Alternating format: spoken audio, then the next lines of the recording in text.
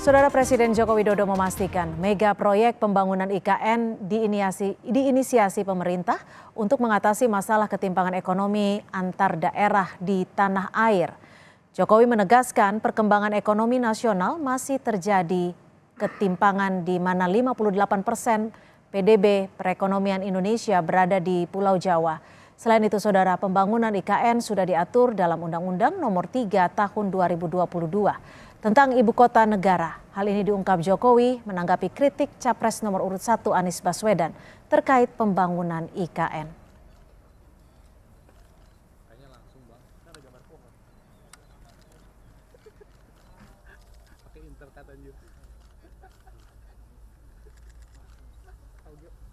Itu berpendapat kan boleh, menyampaikan opini kan silahkan, tetapi IKN itu sudah ada undang-undangnya, Katanya itu menimbulkan ketimpangan, Pak. Gimana? Justru kebalikannya, kita ini tidak ingin Jawa sentris, tapi ingin Indonesia sentris. Karena kita ingat 58% PDB ekonomi itu ada di Jawa. 58% dari 17.000 pulau yang kita miliki. 58% itu ada di Pulau Jawa. Sehingga kita ingin Indonesia sentris. Ada di pulau lain juga ada pertumbuhan ekonomi. Di pulau yang lain selain Jawa juga ada titik-titik pertumbuhan ekonomi baru. Yang kita harapkan itu. Sebelumnya, Capres nomor urut 1 Anies Baswedan kritisi pembangunan dan pemindahan IKN yang tengah berjalan. Anies bilang pemerataan pembangunan tak seharusnya dengan memindahkan ibu kota ke lokasi lain. Menurut Anies, pemerataan bisa dilakukan dengan pembangunan kota-kota yang sudah ada menjadi lebih besar dari yang sekarang. Yang dibutuhkan di Indonesia hari ini adalah pemerataan pertumbuhan, di mana pembangunan itu dilakukan bukan hanya di satu lokasi, tapi di banyak lokasi. Karena kita menginginkan agar kesetaraan kesempatan itu muncul. Jangan sampai kita membangun hanya di satu lokasi yang justru menimbulkan ketimpangan baru. Terkait kritik Anies soal IKN, Menko Perekonomian Erlangga Hartarto menyebut pemerintah sudah menganggarkan IKN dalam APBN. Ketua Umum Partai Golkar ini hanya menjawab singkat dan masuk ke dalam mobil lalu meninggalkan Istana Negara Jakarta. Golkar gimana ngaturnya jadwal akan diatur jadwal. Apa Anies dikritik? Pemerintah sudah menganggarkan dalam APBN.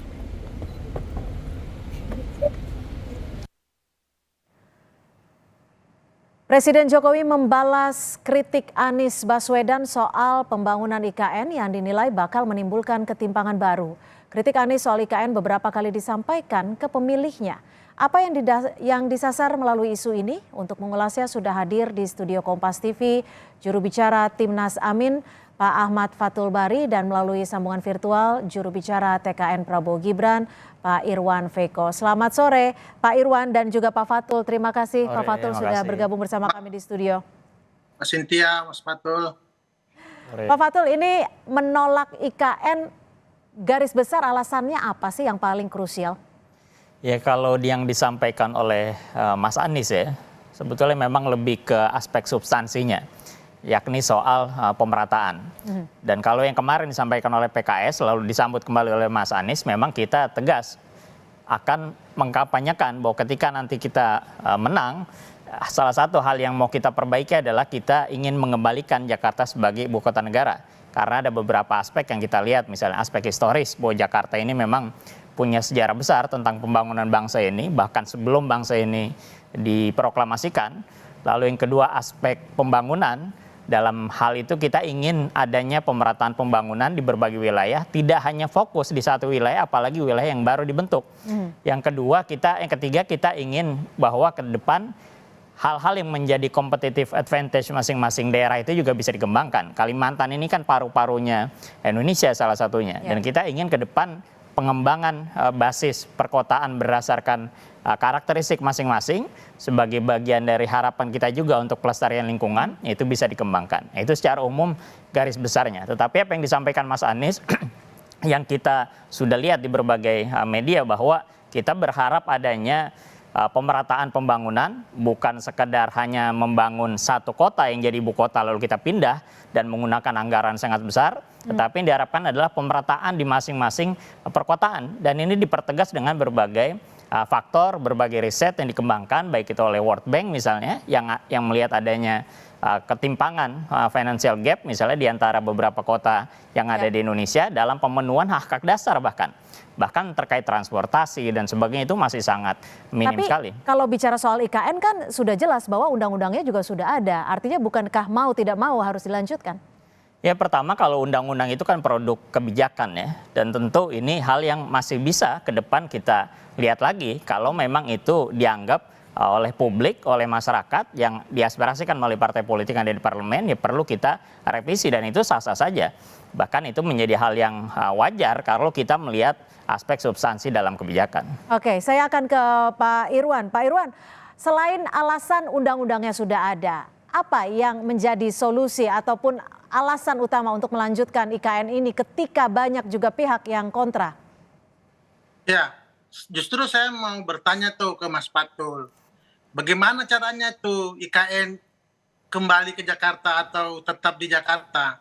Sementara kan undang-undangnya kan sudah ada gitu. Dan kita tahu bahwa proses perubahan undang-undang itu juga butuh kemudian dinamika politik juga di DPR. Ada 8 fraksi yang setuju terhadap pemindahan IKN dan artinya itu nggak gampang. Tetapi kalau itu kemudian dilontarkan oleh Mas Anies dan juga PKS untuk menolak IKN, saya pikir untuk elektoral ya sah-sah saja. Tetapi menurut saya perbincangan terkait IKN ini juga harus kemudian melihat juga kondisi koalisi Mas Anies itu sendiri. Ada PKB dan Nasdem di situ yang mengkonfirmasi bahwa akan tetap melanjutkan IKN.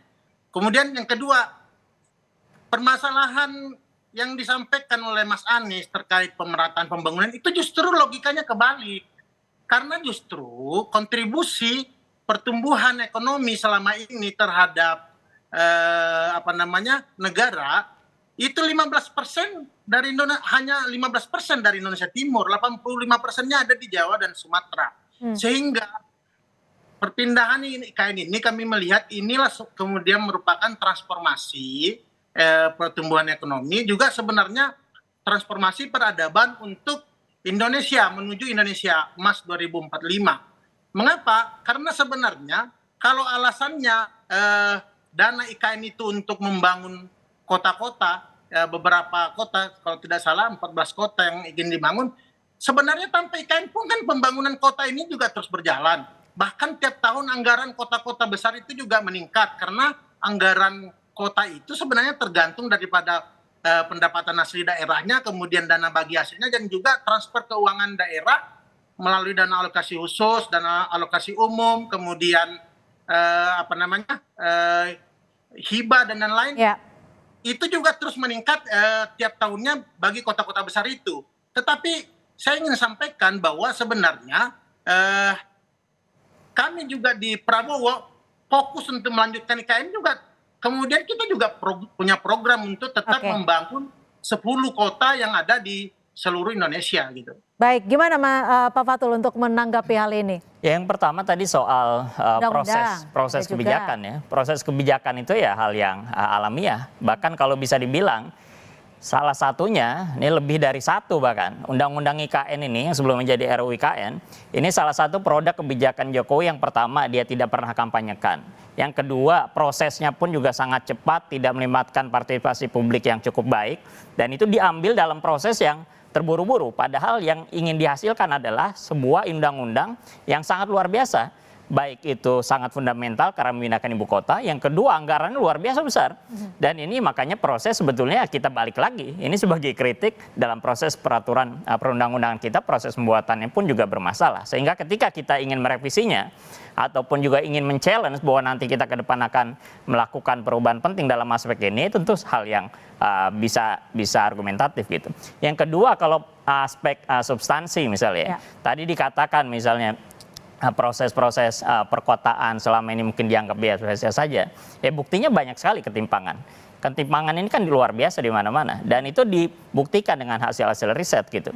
Bahkan kalau tidak perlu meriset pun kita tinggal lihat saja di kota-kota besar yang ada di Indonesia ataupun di kota-kota ya di seluruh provinsi di Indonesia, kita bisa lihat bagaimana kondisi kota-kota tersebut. Apakah sudah setara dengan Jakarta misalnya? Apakah sudah setara dengan kota-kota yang ada di Jabotabek misalnya? Jauh. Aspal, misalnya contoh transportasi publiknya, airnya, dan sebagainya, ini luar biasa. Oleh karena itu makanya kita harapkan ke depan, dalam konteks ini, karena ini adalah kebijakan yang luar biasa besar, pendanaan dan sebagainya, kita harapkan justru yang ada adalah pemerataan. Jadi sehingga kota-kota itu bisa bahwa berkembang saat dengan baik sebagai pembuatan basis undang-undang ekonomi. tersebut juga tidak terbuka, sehingga ketika ingin direvisi bagi Kalau pasangan itu Anda yang banyak menang, sekali, makanya ini kan jadi kritik besar pemerintahan Jokowi ini kan luar biasa, apalagi setelah COVID ya, ketika mengeluarkan Perpu nomor 1 2020, Ya. proses pembuatan RUU segala macam itu luar biasa, banyak permasalahan, baik itu RUU UKN, RUU Cipta Kerja dan sebagainya, dan ini tentu dalam proses kebijakan itu hal yang biasa. Bahkan kalau kita mau balikan proses perubahan undang-undang pun juga calon yang dicalonkan oleh Prabowo Gibran ini kan prosesnya bahkan berubah dalam 1 hari lalu besoknya mencalonkan diri gitu. Jadi proses kebijakan itu hal yang alamiah bisa dilakukan dan kita pun juga saling menghormati. Tapi yang paling utama adalah bagaimana secara fundamental ya ini hal yang perlu kita challenge bahwa ini merupakan salah satu kebijakan yang menurut kami ketika kita melakukan perubahan atau revisi akan lebih menguntungkan dalam aspek pemerataan terhadap kota-kota yang ada di seluruh Indonesia. Baik, Pak Irwan, dampak bagi calon pemilih jika isu IKN ini akan terus dimainkan akan seperti apa? Tapi nanti dijawabnya selepas jeda, tetap bersama kami di Kompas Petang. Terima kasih Anda masih di Kompas Petang, kita masih berbincang soal Pilpres dan keberlanjutan proyek Ibu Kota Negara. Saya akan ke Pak Irwan. Pak Irwan, dampak bagi calon pemilih jika isu IKN ini dimainkan seperti apa nih? Nah, sangat kerdil sekali ya kalau kemudian menjadikan isu IKN ini kemudian menjadi isu elektoral. Bagi kami melanjutkan IKN ini adalah pertama amanah undang-undang, ya. Kemudian yang kedua, loh, bicara IKN ini kan jelas-jelas muaranya adalah keadilan gitu loh. Pemindahan ibu kota inilah sebenarnya perwujudan daripada Pancasila dan NKRI. Inilah strategi kemudian untuk menggeser pertumbuhan yang selama ini lebih ke barat, kemudian kita geser lebih ke timur. Kalau istilah Pak Jokowi, selama ini orientasi kita Jawa sentris, nah ke depan dengan adanya IKN ini adalah Indonesia sentris. Bayangin, sampai dengan 2024, alokasi APBN untuk IKN itu dibatasi 60 triliun. Sekarang realisasinya sudah 40 triliun lebih. Di sana sudah dibangun infrastruktur dasar tol, rumah sakit, infrastruktur pendidikan, bandara, termasuk juga kantor-kantor pemerintahan. Tiba-tiba kemudian ada satu capres yang kemudian ingin membatalkannya dengan alasan pemerataan. Jadi maksud saya, maaf saya potong Pak Irwan, tapi kalau kita bicara soal teori pertumbuhan wilayah, ini kan sebenarnya membutuhkan waktu yang cukup panjang sekali, apalagi untuk menghasilkan multiplier effect. Ya makanya IKN itu harus dilihat sebagai kawasan super hub. Jadi IKN ke depan itu justru sudah dipersiapkan akan memiliki 6 klaster ekonomi. Nanti di sana akan dibangun pusat industri teknologi bersih, kemudian farmasi terintegrasi, industri pertanian, termasuk juga bahan kimia dan produk turunan kimianya. Juga di sana juga ada 2 klaster pendukung, termasuk pendidikan abad ke-21 dan smart city serta pusat industri 4.0.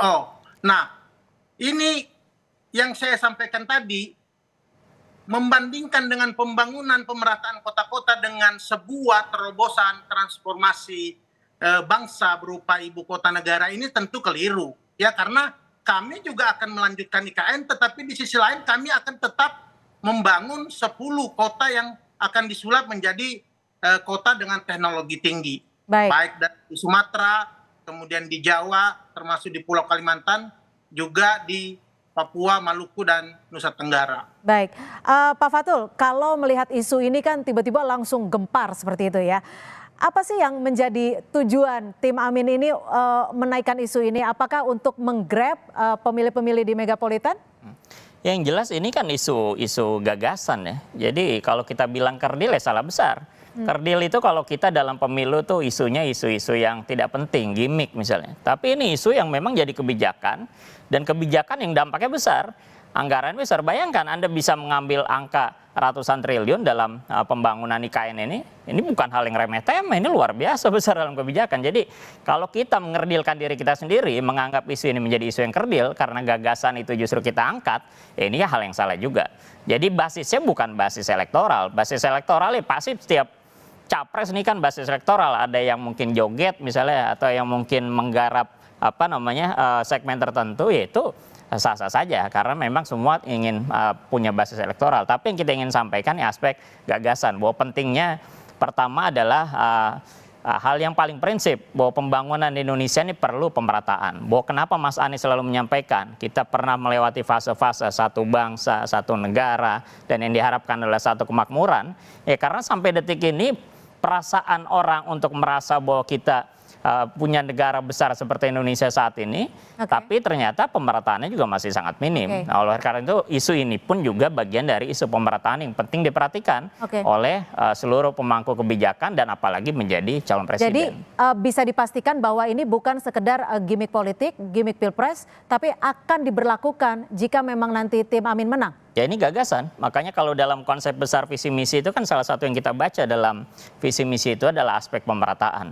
Bahkan fokus dalam Mas Anies yang disampaikan misalnya kita ingin 8 kawasan misalnya di masing-masing wilayah, ada Sumatera, Jawa, Kalimantan, sebagainya itu punya fokus masing-masing dalam pembangunan dan itu bagian dari hal yang coba ingin kita sampaikan. Pak Saiku kemarin sempat mengucapkan bahwa Jakarta akan tetap ibu kota, tapi proyek IKN ini akan dilanjutkan sebagai pusat ekonomi baru. Ya salah satu formulasi yang kita sampaikan seperti itu. Jadi kita juga. Artinya setuju dong? Ya artinya proses ini kan memang sudah berjalan. Undang-undangnya sudah ada, anggarannya sudah digelontorkan. Walaupun mungkin yang sekarang ini serapannya masih 44% ya di tahun anggaran ini. Tapi itu kan terus berproses. Ya makanya apa yang kita harapkan itu pun juga nanti masa kita mau merobohkan sesuatu yang sudah dibangun dari uang rakyat kan nggak mungkin. Tetapi akan menjadi sesuatu yang mengembangkan kawasan Kalimantan jadi sebagai pusat pertemuan ekonomi hijau. Kenapa aja ketika sudah terbangun begitu? Ya kan nggak mudah prosesnya. Emang bangunnya hanya dengan sekejap mata, anggaran yang sedikit misalnya 89 triliun APBN. Belum lagi nanti ada kerjasama swasta 250 triliunan, belum lagi BUMN ada 120 triliunan. Ini kan anggaran-anggaran besar semua nih. BUMN itu juga punya kita gitu kan. Oleh karena itu makanya kita perlu kritis dalam aspek ini karena ini menjadi hal yang fundamental. Karena ruang fiskal akan semakin kecil tuh ketika misalnya kita bebankan dalam hal itu. Kecuali mungkin kita memang ingin berhutang besar misalnya.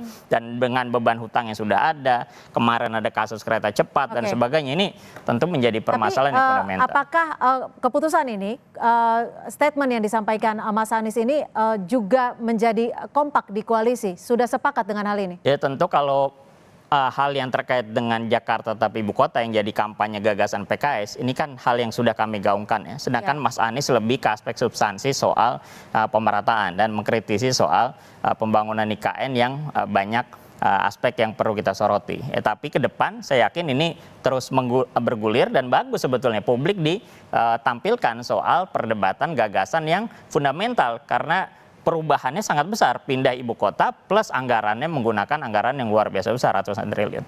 Baik. Saya ke Pak Irwan. Pak Irwan, ini kan tadi juga sempat dikritisi oleh Pak Fatul dan juga sejumlah pihak mengkritisi bahwa Kalimantan itu, Pulau Kalimantan sebagai paru-paru dunia.